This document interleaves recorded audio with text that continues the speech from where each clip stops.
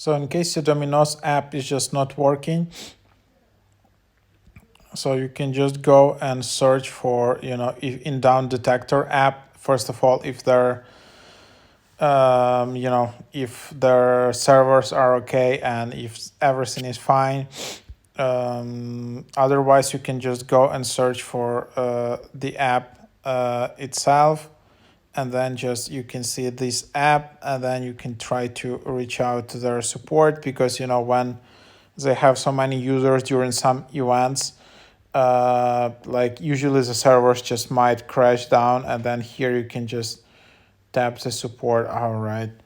uh, so maybe you can just call them or something, but yeah, or you will be redirected to their website. So yeah, usually if you're trying to watch like Super Bowl and stuff like that, keep in mind that Domino's app can just literally be not working because of the traffic.